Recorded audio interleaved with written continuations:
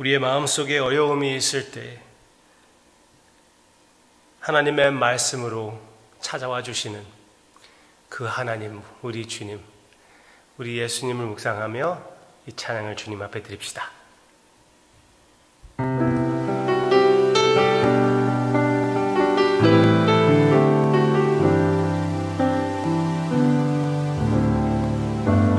마음속에 어려움이 있을 때,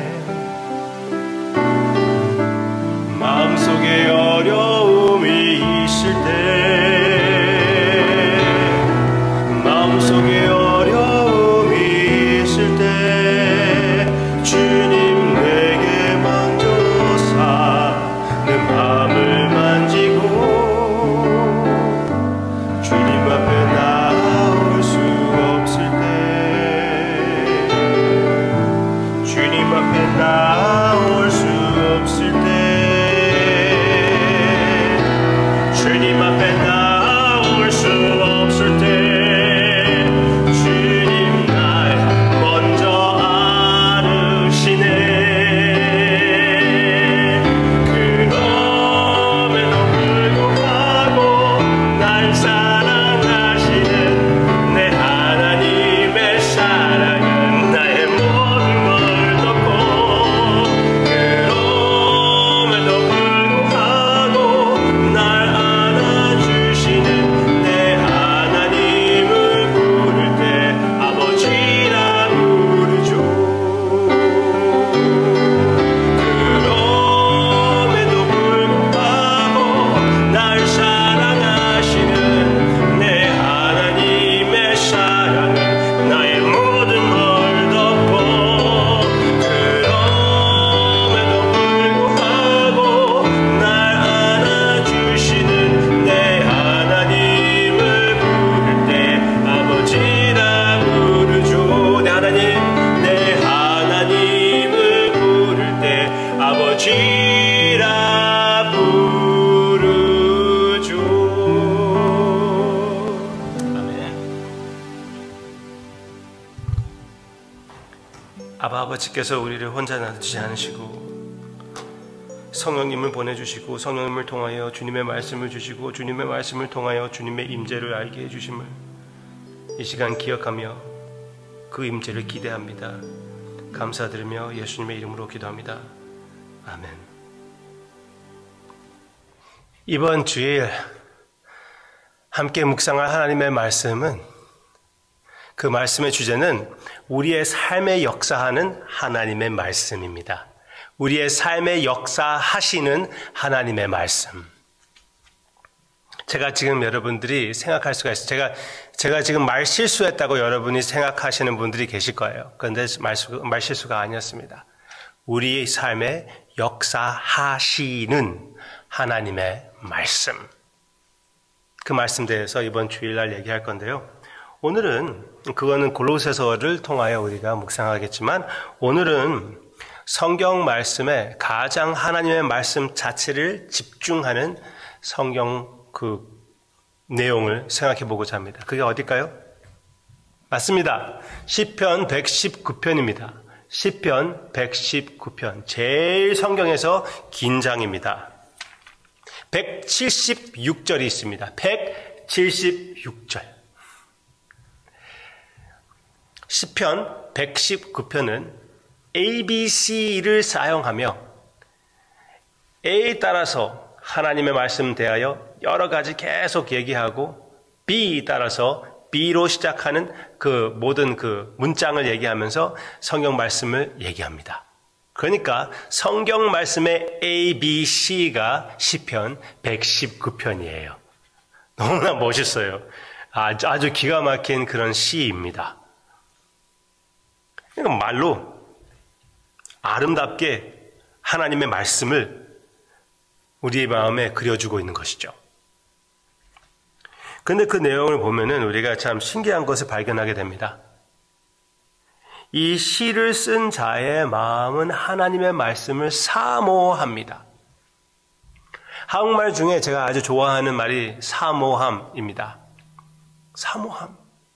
영어로는 그런 말이 잘 있지 않습니다. 한 몇 가지 말을 붙여야지 그 말이 나옵니다. longingly loving, lovingly longing. longing과 loving을 포함하는 것이 사모한다는 말이 아닙니까? 그런 말은 성경에서 하나님을 사모할 때 사모한다고 표현을 합니다. 그렇지만 여기에서는 하나님의 말씀 대해서 그렇게 얘기를 합니다.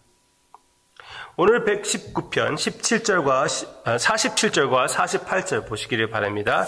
47절과 48절. 내가 사랑하는 주의 계명들을 스스로 즐거워하며, 하나님의 계명을 사랑한대요. 하나님을 사랑하는 것처럼 하나님의 계명을 사랑합니다. 48절은 더 깜짝 놀라게 하는 내용입니다. 또 내가 사랑하는 주의 계명들을 향하여 내 손을 들고 주의 율례들을 작은 소리로 음조리리다. 아멘. 어떻게 한다고요? 하나님의 말씀을 향하여 손을 듭니다. 손 드는 것은 무엇입니까? 경배의 자세입니다. 예배의 모습입니다. 하나님의 말씀을 향하여 예배를 바치는 모습이 여기에 나오고 있습니다. 172절을 보시기를 바랍니다. 172절. 주의 모든 계명들이 의로우며 내 혀가 주의 말씀을 노래하리라. 우리는 하나님을 찬양해야 되는 거잖아요. 하나님을 노래해야 되는데 여기에서는 하나님의 말씀을 노래하리이다. 네. 하나님께 노래하는 것처럼 하나님의 말씀을 향하여 노래한다고 얘기해 주고 있습니다. 노래하라고 우리에게 말해 주는 거예요. 근거가 부족하다고요? 시편 119편 전체를 보시기를 바랍니다. 그 전체가 하나님의 말씀에 대한 찬양입니다. 시편은 하나님의 찬양이 아닙니까? 예, 그렇습니다. 이렇게 할게요. 시편 119편을 하나님의 말씀을 찬양함으로써 하나님을 찬양하는 것입니다. 또 다르게 얘기할까요? 시편 119편은 하나님이신 하나님의 말씀을 찬양하는 것입니다. 말이 안 된다고요? 한 번 더 생각하시기를 바랍니다. 요한복음 1장 내용 전체 나오면은 예수님의 타이틀, 이름이 무엇입니까? 당연하지 예수이지. 예수이기 전에 하나님의 말씀입니다. 예수님은 하나님이신 하나님의 말씀입니다. 예수님께서 하나님의 말씀과 당신을 연결시켜서 우리에게 나타내 주는 것입니다. 살아계신 하나님의 말씀이신 예수님, 그리고 살아있는 하나님의 말씀인 성경 말씀. 이 성경 말씀을 대할 때는 하나님을 대하는 것이고, 이 성경 말씀이 나에게 다가올 때는 하나님께서 다가오시는 것이고 하나님의 임재를 체험하는 것입니다. 그렇게 생각합니까? 이번 주일날 하나님의 말씀, 우리의 삶에 역사하는 하나님의 말씀을 생각하기 전에 하나님이신 하나님의 말씀을 우리가 기억하고 소중히 여기기를 바랍니다. 여러분, 하나님의 말씀을 소중히 여기고 계십니까? 우리의 삶에 하나님의 말씀을 적용시키는 것을 여러분들에게 말씀드릴 거지만 오늘부터 더 소중하게 하나님의 말씀을 여러분들의 삶에 느끼고 체험하며 사용하시기를 주님의 이름으로 축원합니다. 사실은 개신교는요, 성경 말씀을 몰라요. 개신교 교회들은 주로 성경 말씀 선포하면서도 불구하고 성경을 많이 읽지 않아요. 한번 구역 모임이 있었습니다. 실제로 있었던 일입니다. 제가 이런 얘기를 할 때 실제로 있었던 일인가 여러분들이 궁금해할 때 있는데요. 주로 실제로 있었던 일입니다. 만들어내면 여러분들에게 한번 생각해 보세요. 그러면서 얘기하기도 하지만 네, 주로 실제로 있었던 일입니다. 그리고 이거는 실제로 있었던 일인데요. 구역 예배를 인도하시는 장로님께서 성경 말씀에서 가장 잘 복음을 요약시키는 말씀이 어디입니까? 다 물어봤더니 학생 하나가 요한복음 3장 16절이요. 그렇게 얘기를 했습니다. 그 문제를 물어본 장로님도 좋아했고 그 장로님보다 더 좋아했던 사람이 있었는데 누구였을까요? 그 아이의 아빠였어요. 활짝 웃으면서 키키키키키 그러면서 얼핏 하시는 말 들어보세요. 나도 몰랐는데. 그분은 집사님이며 장로님이 되실 분이었습니다. 저는 물어보고 싶어요. 어찌하여 부르셨습니까? 왜 몰랐습니까? 왜 그걸 몰랐습니까? 요한복음 3장 16절이라는 것을 왜 몰랐습니까? 네. 혹시 여러분 가운데 모르신 분도 계실 거예요. 괜찮아요. 늦지 않았습니다. 하나님의 말씀을 관심을 가지시고 읽으시고 외우시고 묵상하시고 삶에 실천하십시오. 하나님의 임재입니다. 예수님의 십자가를 통하여 우리에게 허락하신 당신의 임재입니다.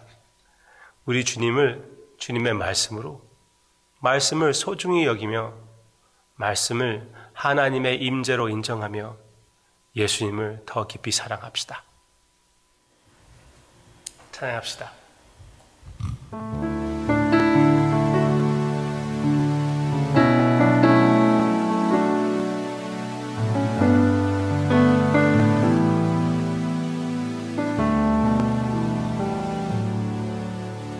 말씀 앞에서 경외함으로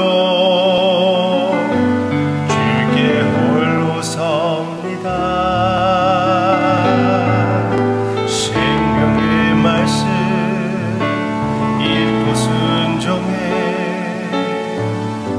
주를 예배합니다. 기록된 말씀 힘이 있어서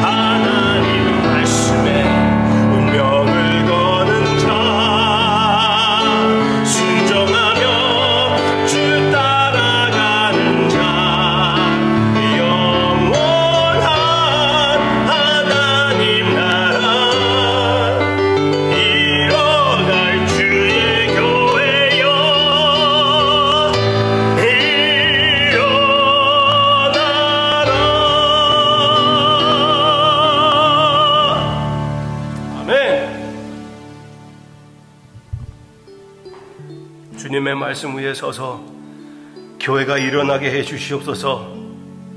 하우스 교회가 그런 교회가 되게 해 주시옵소서.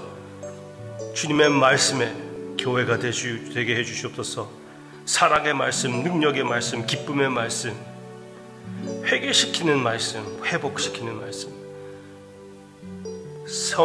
성령님께서 우리에게 주신 그 말씀, 주님의 임재 위에 서는 우리 모두가 되게 해주세요.